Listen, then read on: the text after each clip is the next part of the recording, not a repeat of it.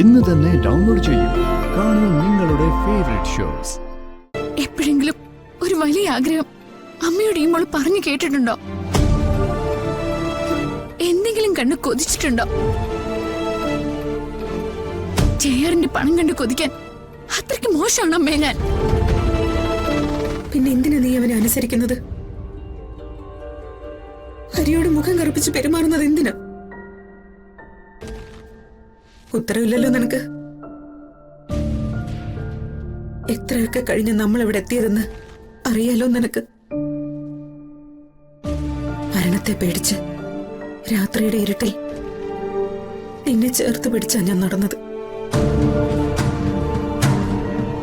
അന്ന് നമ്മൾ പേടിച്ചത് അവന്റെ കൊലക്കത്തിയാ. ഇന്ന് നീ അവനെ അനുസരിക്കുന്നത് കാണുമ്പോ, അവന് ഭക്ഷണം വിളമ്പി കൊടുക്കുന്നത് കാണുമ്പോ, പത്രക്കാരുടെ മുൻപിൽ പോലും അവനെ ന്യായീകരിക്കാൻ വേണ്ടി ഇറങ്ങി നിൽക്കുന്നത് കാണുമ്പോ ഞാൻ വേറെ എന്താ വിചാരിക്കേണ്ടത്? അമ്മേ, ഹരിയോട് ഞാൻ അടുത്താല് നമുക്ക് ഒരുപാട് നഷ്ടങ്ങൾ ഉണ്ടാവും. മനസ്സ് വേദനിച്ചുകൊണ്ട് തന്നെയാ ഹരിയുടെ മുന്നിൽ ഞാൻ ഇങ്ങനെ പെരുമാറുന്നത്. എനിക്കൊരിക്കലും ഹരിയെ മറക്കാൻ പറ്റില്ല. ജീവിച്ചു എന്ന് എനിക്ക് തോന്നിയിട്ടുള്ളത് ഹരിയുടെ കൂടെയുള്ള കുറച്ച് ദിവസങ്ങൾ മാത്രം. എന്റെ മരണത്തിനെ പേടിച്ച് ഞാൻ ഒരു തീരുമാനം എടുക്കില്ല. ഞാൻ എല്ലാവരെയും കുറിച്ചാ ചിന്തിക്കുന്ന. ഈ കോലാഹലങ്ങളൊക്കെ ഒരു ദിവസം അവസാനിക്കും. അന്ന് ആർക്കും ഒന്നും നഷ്ടപ്പെടരുത്. സ്നേഹവും സ്നേഹിക്കപ്പെടുന്നവരും ഒന്നും. തൽക്കാലം എനിക്ക് അയാളെ അനുസരിച്ചേ പറ്റൂ അമ്മ. എന്റെ ഹരിയെ രക്ഷിക്കാൻ അല്ലാതെ വേറൊരു മാർഗവും എന്റെ മുന്നിൽ ഇല്ലാത്തതുകൊണ്ടാ.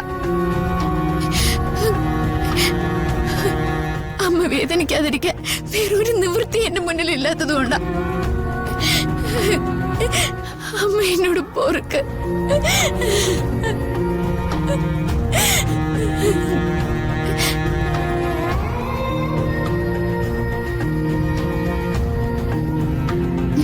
നമുക്ക് ദൈവത്തോട് പ്രാർത്ഥിക്കാമേ, എത്രയും പെട്ടെന്ന് ഇതൊക്കെ മാറ്റിത്തരാൻ.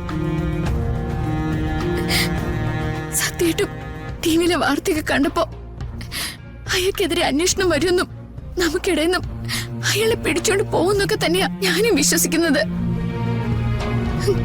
അങ്ങനെ സംഭവിക്കില്ലേ അമ്മ? സംഭവിക്കട്ടെ. തെറ്റ് ചെയ്തിട്ടുണ്ടെങ്കിൽ ശിക്ഷിക്കപ്പെടട്ടെ. ഒരു തെറ്റും ദൈവം പൊറുക്കാൻ പാടില്ല.